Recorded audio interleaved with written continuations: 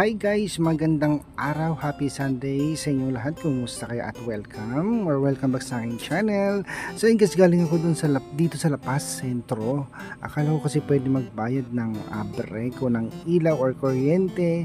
Yun pala, Sunday today, walang kuryente. Ay, walang opisina pala, sorry. Kaya ayan, bumalik na naman ako pa uwi ng bahay. So ngayon mga kababayan, bago ko umuwi ng bahay, papakita ko sa inyo yung dinadaanan namin pauwi or papunta dito sa La Paz. So ito guys, makita niyo po, dito kami dumadaan nila Sir RJ dati at saka Sir Jacob, si Copars at si Kuya Wansho. Ayan guys, yung paligid ng ilog. So ang ganda-ganda. Ito may sila naman yung tulay dito. Mamaya ipapakita ko sa inyo mga kababayan yung binagyong kalsada. Kung makikita niyo dun sa vlog ni Kuya Wansho dati.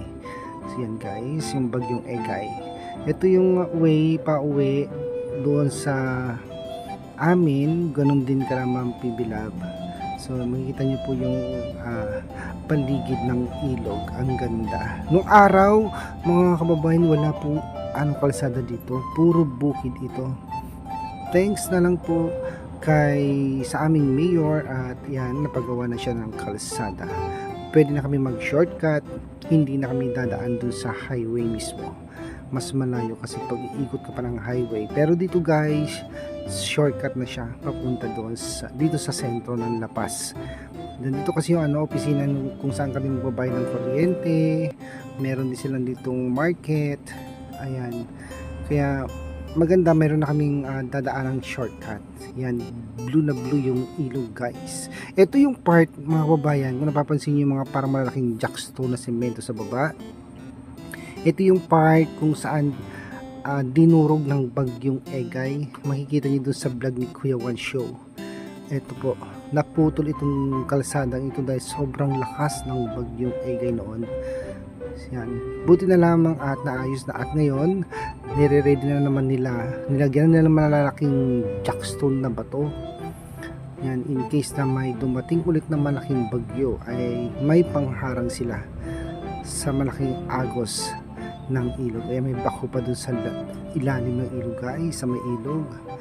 Yan, ito nilalagyan nila ng barikada to para kasi wala to harang. Mahirap na baka may ma-accident na mahulog dyan sa ilalim ng ilog. Kaya ito, naglalagay na sila ng barikada. Yan, para safe. Walang mahulog o madisgrasya dyan guys. So yan, malapit na tayo doon sa sa aming baryo. So papakita ko lang sa inyo guys yung paligid ng aming dinadaanan dito.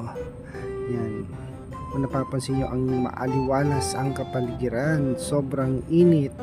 Malapit na kasi guys ang summer.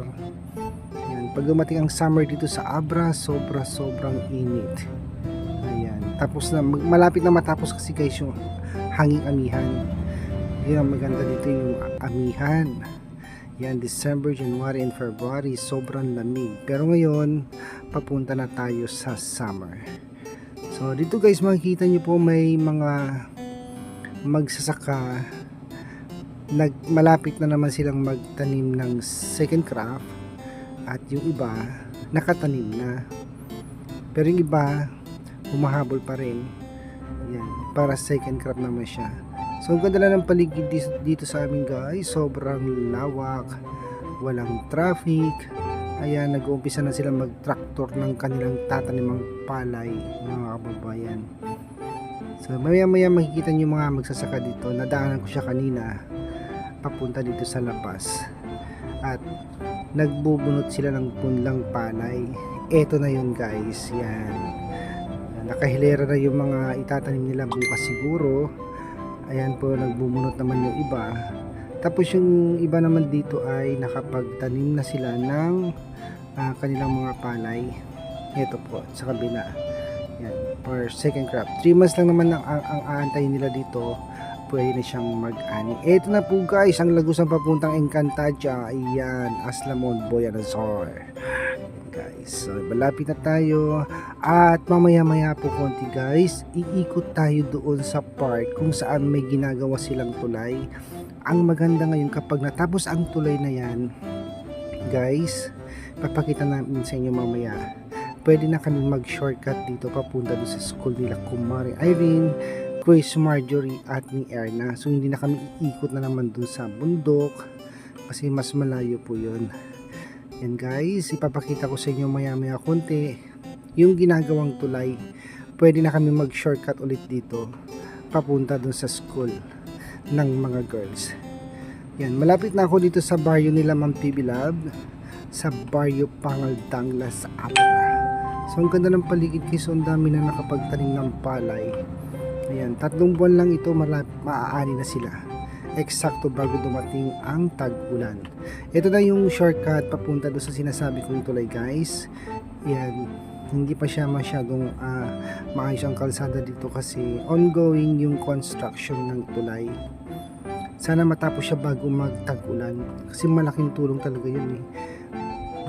Pag shortcut namin doon sa school, mas madali na yung pagpunta namin sa eskwela nila Kumari Irene. As yung Kumari Irene guys pala, magka-college siya next year.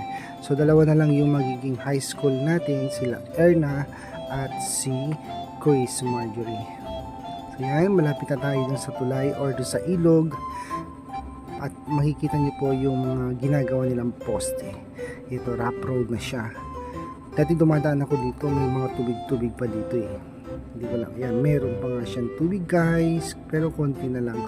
Siguro naman sesementuhin nila to pag natapos na yung tulay. Ito kasi yung magiging daanan papunta dito naman sa Kanan Lapas Abra. Ganda ng paligid, maaliwalas. So ito, nakarating na tayo dito sa site kung saan itatayo yung tulay. Nakagawa na sila ng poste mga kababayan. Yan, kung napapansin nyo, may dala 3 poste tayo, 4. Shortcut na yan papunta doon sa school nila Kumari Irene. So maliit lang yung ilog ngayon at may mga gabi, ang gaganda ng mga tanim. May mga kangkong din yata sila. Ayan, laba-laba din pag may time. Libre ang tubig dito guys. Ayan, ang dami nilang mga gabi, may mga kangkong na rin sila at may mga fish pond pa. Ayan, hinarangan lang nila para hindi makawala yung mga tilapia or mga isdang nilagay nila dito guys. Ayan, mga fish pond siya na maliliit. Ang ganda. O diba, libre na sila ng space. O ayan, may mga fish pond, may mga isda po yan sa loob guys. Pero bago magtag-ulan or dumating yung bagyo, hinaharvest na nila yan. Ito yung mga kubo kung saan nagbabantay yung mga may-ari ng fish pond kasi kailangan may bantay yan. May hanging bridge din sila dito. So yan guys, ang ganda ng kulay ng ilog, kulay blue, ang linaw. Ito shortcut dito papunta dun sa baryo nila Ma'am PB Lab mga kababayan. Pwede ka mag-shortcut dito. Marami ng lusutan ngayon yung mga ginawa ni Mayor ng mga project niya. Kaya ang ganda-ganda lang talaga ng lapas ngayon. Ayan, si Kambing, nakaharang siya ngayon. Ayan, malapit na tayo doon sa hanging bridge mismo. Ayan, kung saan dumadaan din sila Kumari Irene dito minsan nag-shortcut. Ayan, ganda ng paligid dito. Pero alam niyo po guys, noong bagyong Egay, itong ibabaw ng kalsada na tinatakbuhan ko hanggang bewang ang tubig. Sobrang laki ng tubig talaga ng bagyong Egay. So nandito na tayo sa hanging bridge para makatawid yung mga tao, lalo na pag bumabagyo dito sila dumadaan. So ikit lang tayo ng konti kasi hindi tayo makalusok doon sa ilalim ng hanging bridge. Medyo rough road pa.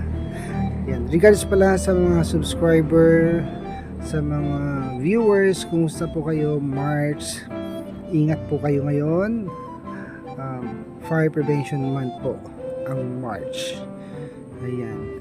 Hello Ma'am Jane Munoz at si Sir, kumusta po kayo? Ma'am Judy Baltasar.